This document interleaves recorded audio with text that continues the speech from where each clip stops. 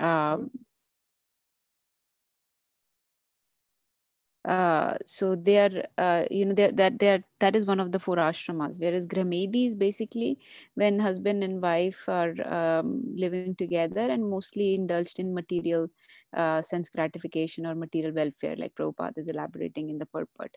So basically, they're focused on material prosperity, like economic development and their own sense gratification. So there is no intention of yagyas or performing any religious duties. And Krishna is not in the center. So most of the households in Kali Yuga consist of Gramedis, right? And we are those that are married, we are trying to become grihasthas, that are devotees. We are trying to become grihasthas, but mostly like we are still Gramedi, still just living for our material prosperity only. We are earning for that. Whatever we earn, we spend on our sense gratification. So those are Gramedis. And Prabhupada is elaborating that for the Gramedis, people that are focused on material prosperity, they're, the husband or the sons and the fathers, they were bringing home money from which sense gratification was to happen. So in this way the household was being carried, and now these people have been killed in the war. So these women have nobody to rely on, and so this has created a lot of enmity um, in the community. And in this way, even if I do thousands of Ashwamedh yagyas, I have earned a lot of sin. I cannot eradicate that sin. I cannot counteract that sin even by thousands of Ashwamedh yagyas. So another point that Prabhupada is mentioned in the purport is that when we live a life of Gramedis, we are basically indulging in sense gratification and material welfare activities. So we are creating a lot of chain of actions and reactions. And uh, typically those kind of reactions can be sinful reactions, can be relieved by various sacrifices. So and one of the things Prabhupada said is, materialists is sure to commit sins even unintentionally in the course of discharging material duties. So they will definitely commit sins, even if they're unintentional. Like a lot of people, when you talk to them, they'll say, "Oh, we don't do it. We are very nice, pious people. We don't do anything bad. We don't commit any fraud. We don't cheat or lie. We have, work very hard, and this is all money that is earned from our hard work.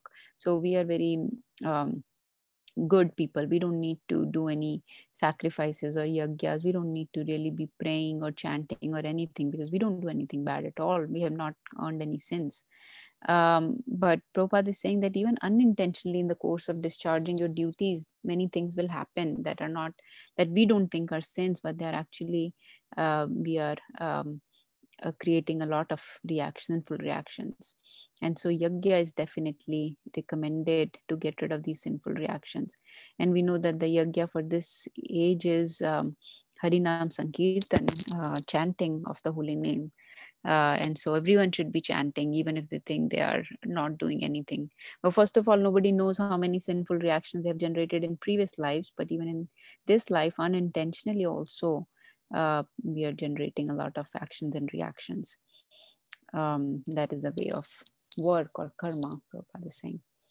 That's all I wanted to share. Please add, Prabhuji or Mataji, anything.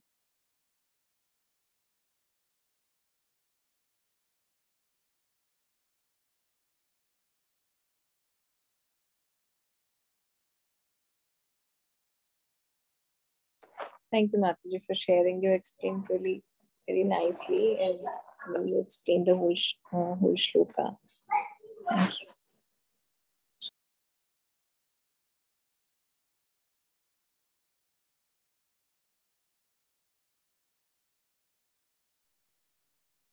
If there is any question or any other comment for this sloka, otherwise we can move to the next.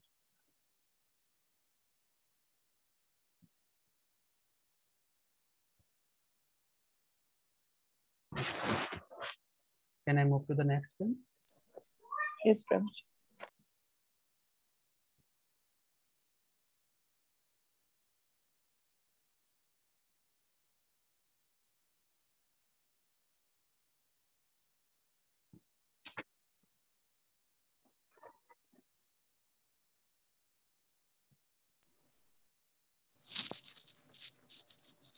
Would anyone like to recite and read this?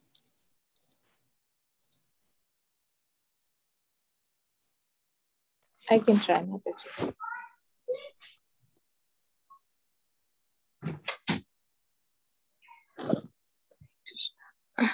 यथा पंकेन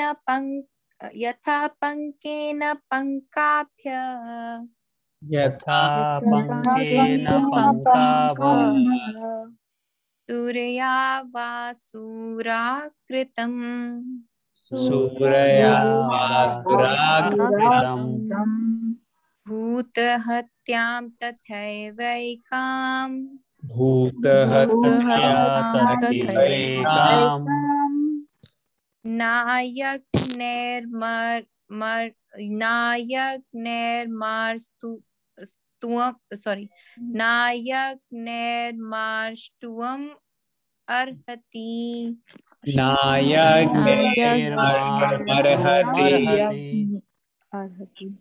Translation.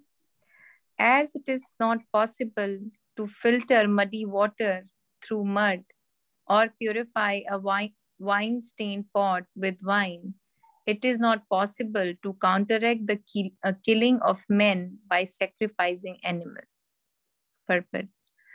Ashmedha yagnas or Gomedha yagnas, sacrifices in which a horse or a bull is sacrificed, were not, of course, for the purpose of killing the animals. Lord Chaitanya said that such animals sacrificed on the altar of yagnas were rejuvenated and a new life was given to them. It was just to prove the efficacy of hymns of the Vedas by recitation of the hymns of the Vedas in the proper way.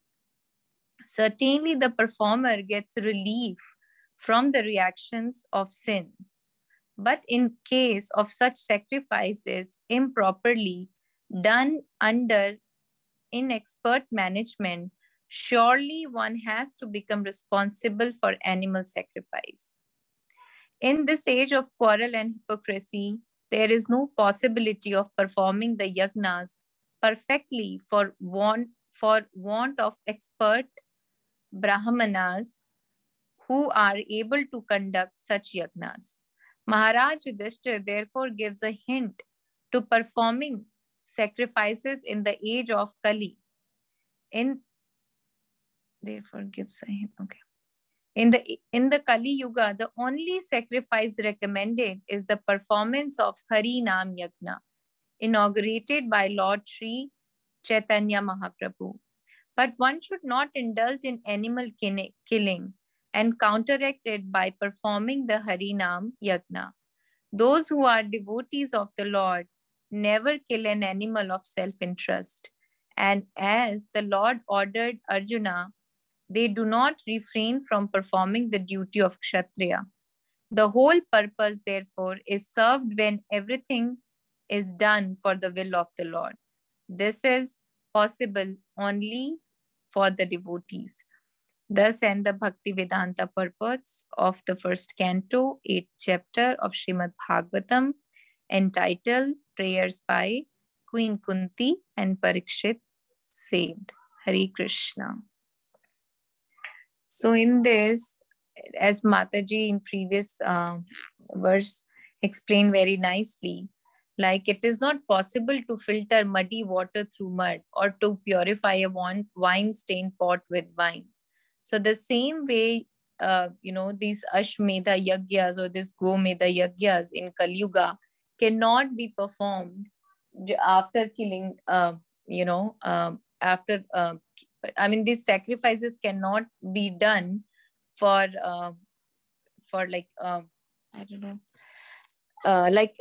in previous time, they, like Prabhuji explained, that they didn't actually used to kill the animals, but those animals who were like very old and they were about to die, they used to actually do some yagnas and then and say the hymns from the Vedas, and they used to actually leave their body, which is not possible in this Kali Yuga.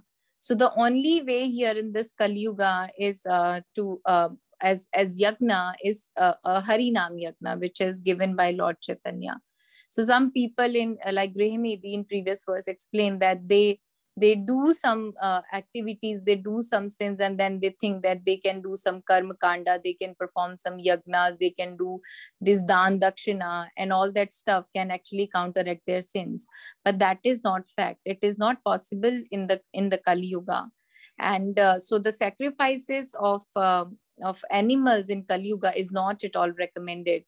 Some people, for their own benefits, they just go to temples and say, if my this wish is fulfilled, I can come and I can offer this animal or that animal in some temples. So that is not at all recommended here in Kali Yuga, because people actually give this, that in previous yugas, in Satyuga, Dwapar Yuga, the Brahmanas used to do it, so we can also do it in Kali Yuga. So I don't know if anybody can remember, but Prabhuji actually shared in past that that in that yuga, these old Brahmins, they were very, very pious, they were very pure, they were very learned of all the shastras.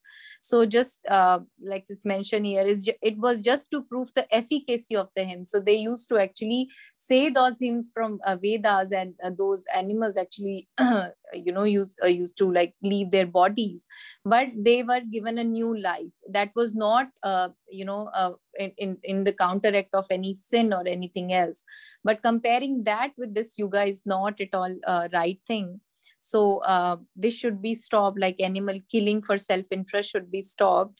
And to counteract your sins, if if being in in a material world, like Mataji said, Grihimedis or even normal people, like they sometimes commit sins, and they do not know, which is like and unintentionally they commit a lot of sins. So to counteract that, we have only one option, is just that we can say Harinam Sankirtan, like we can chant more and more, so that we can just improve ourselves, not to that like in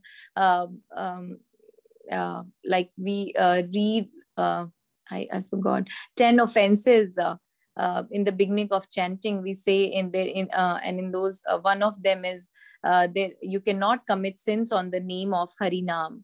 So we should not try to chant like here in this. Prabhupada said that to counteract, like you can do the yagna, which is Harinam Sankirtan, but we should do more Harinam Sankirtan to actually kill that propensity to commit more sins. So that ways, if we do Harinam Sankirtan, if we do chanting regularly, and we pray to Lord that please kill this propensity of committing sin, so that I can become pure and I can become a pure devotee and I can be liberated.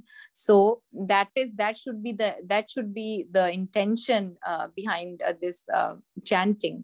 So here all like in the last line, it said that everything would happen that happened on the way for the wish of Lord.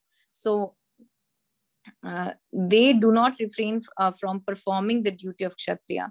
So actually Yudhishthira Maharaj or Pandavas in the fights, they were fighting, and they were actually they had to kill the people because that was the will of Krishna. So everything which happened in Mahabharata, that was will of Krishna. So until anything in our life also is a will of Krishna, we should not try to do that. And how to know that whatever I'm trying to do, it should be is the will of Krishna or not, is by chanting purely to Krishna, by chanting, remembering Krishna, that Krishna, every action which I'll make, please please bless me so that I don't commit any sin. Please give me intelligence so that I can differentiate between wrong and right. And that way we can lead our life as the will of Krishna. And following the shastras, listening to the acharyas and following their footsteps is actually leading your life the way Krishna wants you to do. So that's all actually I understood from this shloka. Prabhuji, Mataji, please add and correct if I said anything wrong. Hare Krishna.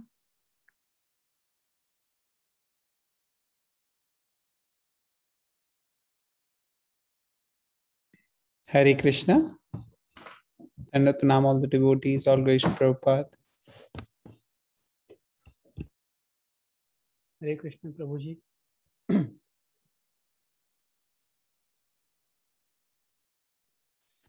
Hare Krishna. Thank you so much for sharing, Natasha Mataji and Rakshita Mataji. So we have come to the conclusion of the chapter now. Last shloka. So wanted to know if devotees have decided what shloka they would want to do. Those devotees who have not shared as yet, if any of the shlokas they would like to do, then they can tell what day they are available, and accordingly they can do the shloka. Is gonna die, Prabhu. Okay, no So- problem. You can ask whatever, and then it will get recorded, so you can watch here later. Yeah. So, what is the question, Isha?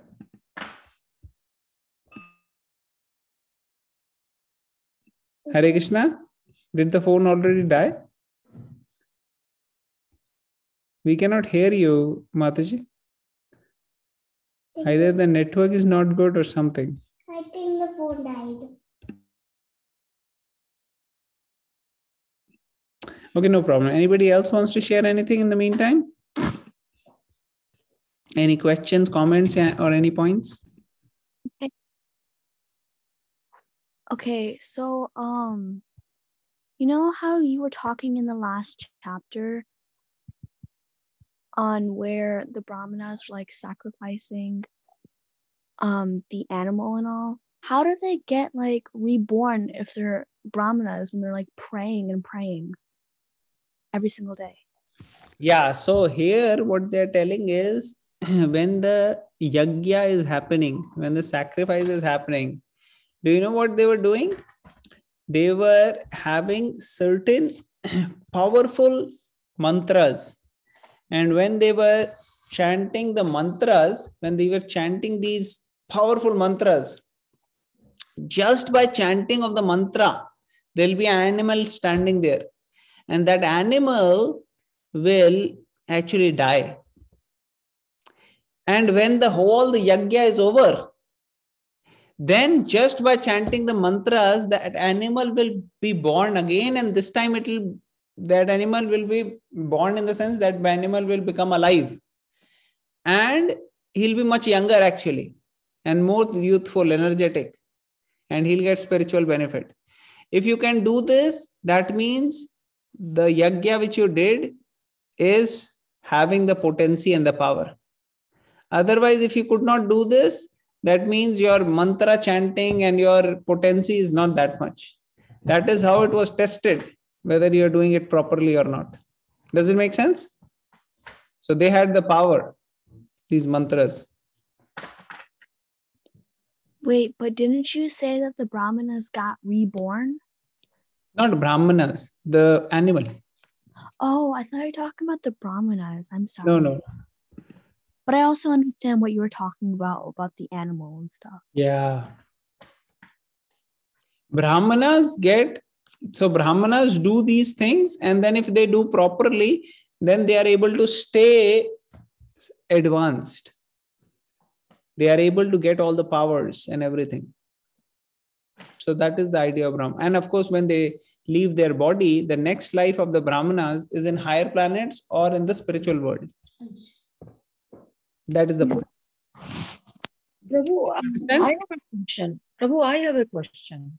Okay, Madhuri, let's just check with her. Is she satisfied with the answer? But what happens if they do it incorrectly?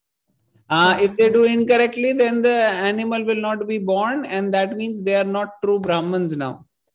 That was the test of Brahmins. So nobody will be able to, let's say if they chant the mantra, but the animal doesn't even die.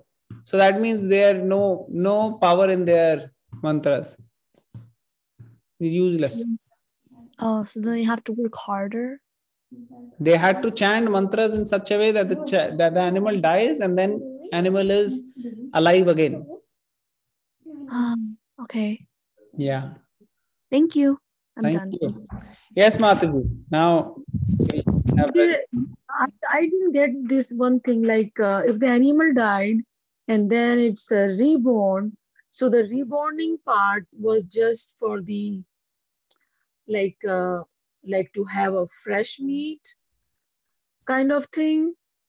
So there are different yagyas, Mataji. But the point here is that Prabhupada is mentioning that so there are different yagyas and some things are different in different yagyas. But here Prabhupada is mentioning, we'll just go to what specifically is mentioned. By recitation of the hymns of the Vedas in the proper way, certainly the performer gets relief from the reaction of the sins. But in case of such sacrifices improperly done under inexpert management, surely one has to become responsible for animal sacrifice. In this age of quarrel and hypocrisy, there is no possibility of performing yagyas. So this is not for this age. This is by previous age. And before this, here it is mentioned in the second line, Lord Chaitanya said that such animal sacrifice on the altar of yagya are rejuvenated and a new life was given to them. It was just to prove the efficacy of the hymns of the Vedas, that the Vedic hymns are so powerful that just by the chanting of the mantras, these things could happen. So this is the point. And sometimes, they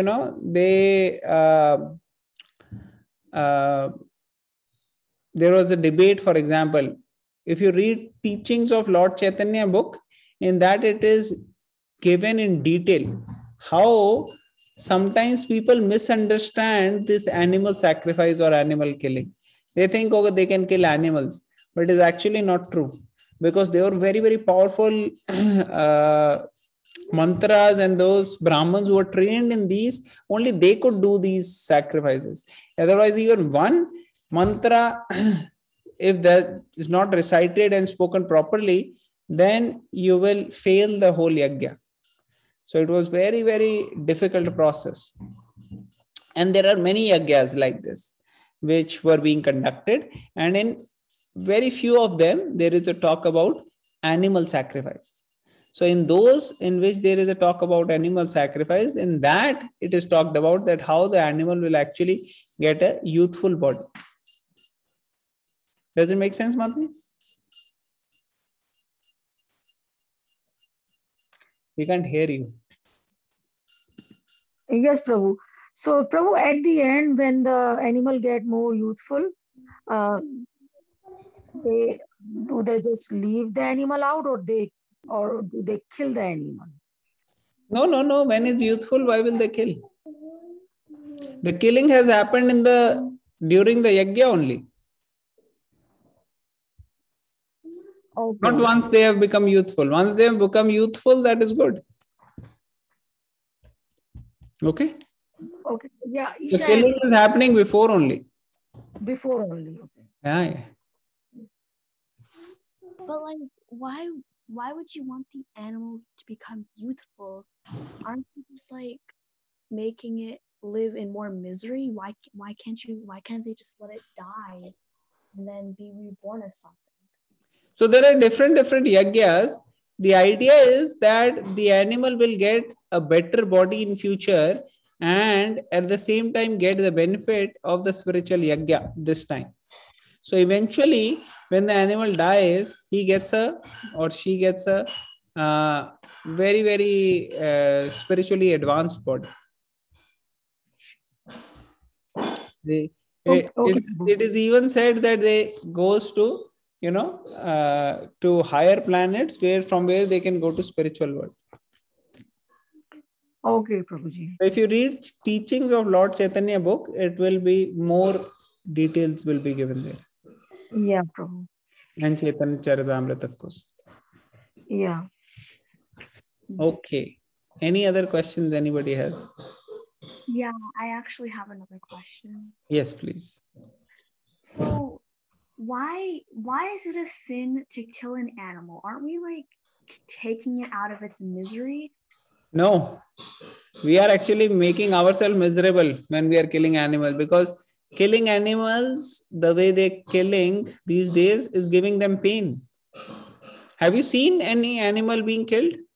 No. Yeah, in school, how they were showing us how like eggs and chickens are. So when the chicken is killed, is chicken very happy? No, it's screaming. Very, very much in pain. If you get a little cut, it hurts a lot. Have you ever get a cut? Yeah. Yes. You get some. So when you get a cut, does it hurt or no? Yeah, it does. So little cut hurts you so much. Just imagine when such a big cut happens to the animal and slitting the throat, so much blood is coming. They are so much in pain. They are miserable. And because they are miserable, they are getting the pain. So how can that be a good thing? That's not a good thing. But isn't it kind of also like, I'm not saying it's a good thing, but aren't we like putting them in their next life? No.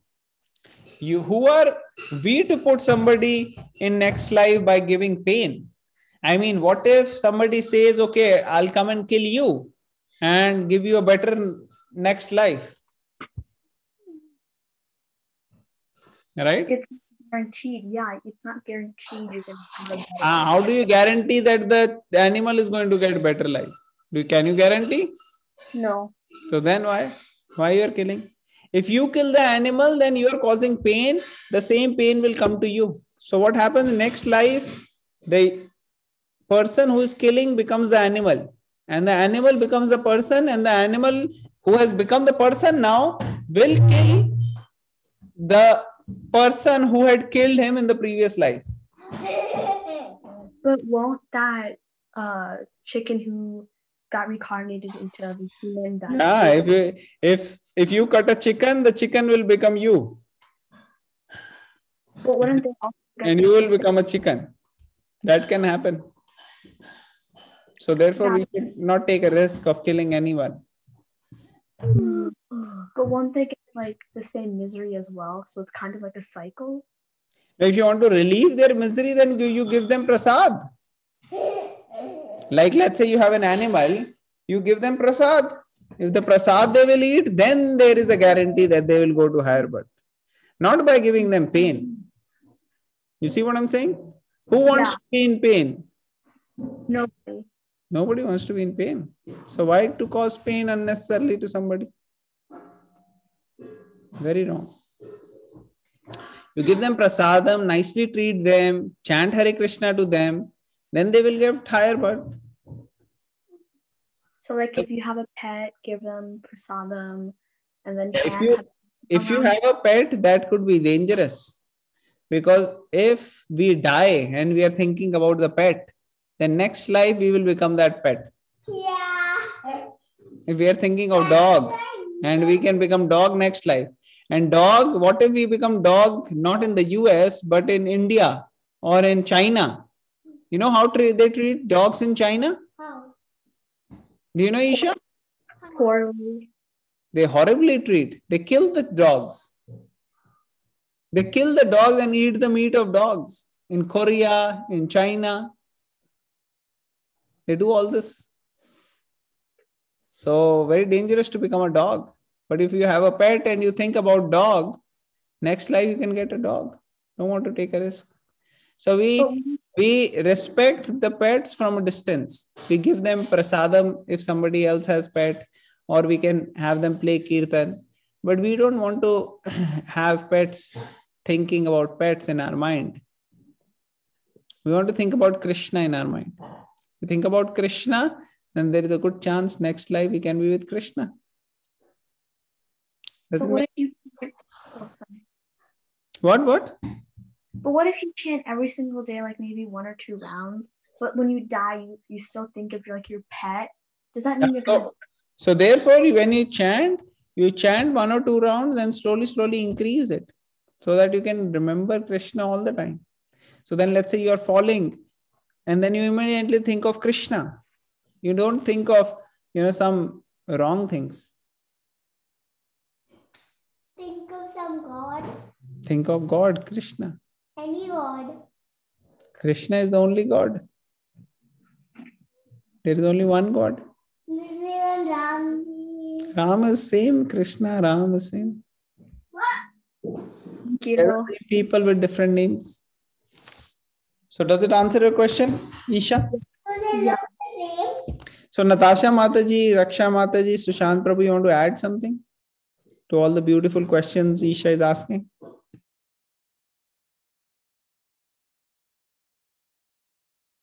Or Rajini Mataji also asked questions. Natasha Mataji, you want to add something? Please go ahead. Hare Krishna, Prabhuji. No, you answered everything. But Isha asked such nice, intelligent questions. Amazing. I just wanted to say that while talking about animal killing, she asked so many, intricate details, like how the animal will be maybe born as a human next time, and you may be the animal, you get killed by the animal. So basically, this is perpetually causing action and reaction, just like Prabhupada mentioned in the purport before this one. Action and reaction keeps going on and on. Whereas the goal is to cancel all the actions and reactions. So we are basically doing karma vikarma, whereas we have to do a karma or Krishna conscious activities.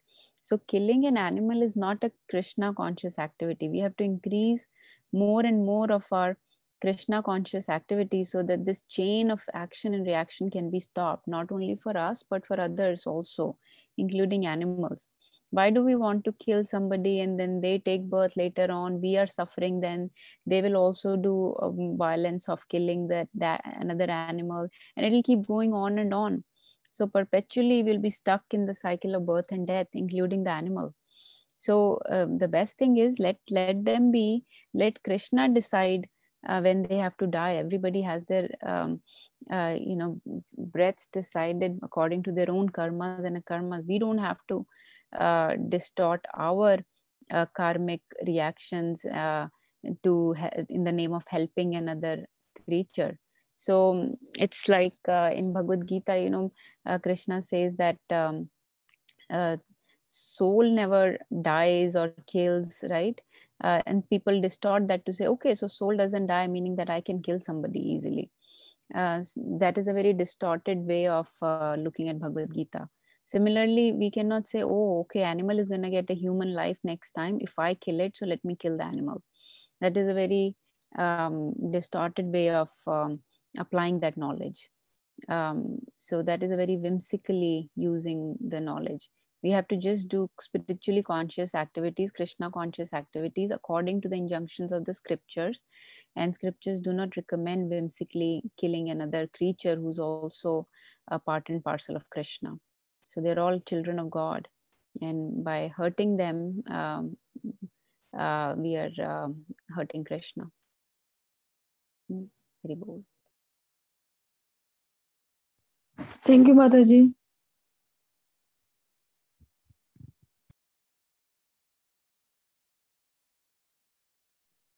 Hare Krishna. Isha, thank you for asking such a beautiful question. I don't have anything much different to add. I just wanted to share a few words as well. I think devotees have shared some nice points. Actually, we're reading first canto of Bhagavatam currently. In this first canto, towards the end of the canto, when Parikshit Maharaj is seeing this chapter, we spoke about how Krishna saved Parikshit Maharaj, and after he saved Parikshit Maharaj, how Queen Kunti offered her prayers to Krishna. So yeah, Parikshit saved. You see the name of the chapter. So in the later chapters, you will see actually that how Parikshit Maharaj is encountering the advent of Kali Yuga. How he sees a bull, he sees a cow, and the details will come. But I just wanted to share that there are 4 pillars of dharma, and animal killing is one of the pillars, is like breaking one of the pillars of dharma. So the scriptures, like Natasha Mataji beautifully explained, the scriptures has given us guidelines to follow, by which we can, by which our intelligence can be sharpened, and we can use our intelligence in understanding spiritual matters. When such activities are done, there are 4 pillars of dharma, and animal killing is like breaking one of the pillars. I don't want to use any technical terms and confuse you, but but when these activities like animal killing are avoided, it helps our mind be at peace, and it helps us come to the mode of goodness, the platform of Sattvagun. And when we are at that platform, we can understand spiritual matters and the science of Krishna consciousness in a much more deeply, and we can come closer to Krishna. And that's what I wanted to share. Just like we are all souls, right? We are all jivatmas, including animals.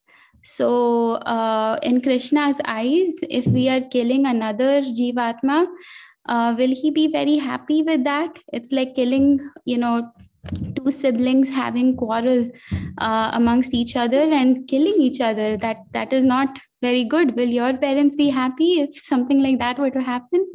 So similarly, it doesn't make Krishna happy, and he doesn't give us his blessings in order to make spiritual advancement. So just wanted to share those 2 points. I hope something made sense. Hari Bol. Thank you, Mataji.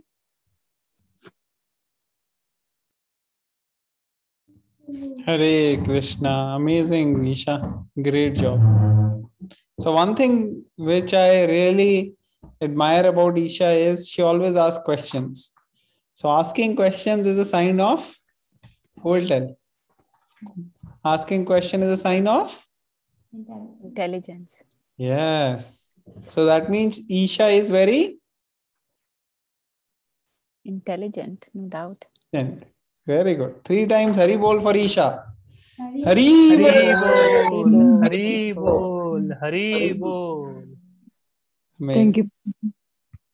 Thank you to you, Mataji, for having such a curious and spiritually advanced daughter. It's all Krishna's mercy, Prabhu. It definitely is. Wish. Krishna is special mercy for you. Yeah, Prabhu. So, Mataji, please contact Anand Kishori after this and speak.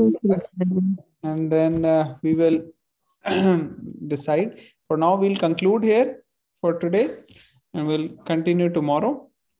We'll chant Hare Krishna Mahamantra 11 times. Pray for all the living entities, everybody, humans, animals, everyone. Let's recite together. Let's chant together. Hare Ki Jai. Prabhupada ki Jai. Vancha kalpatarubhyaśa kripa sindhubhya vichya patidana.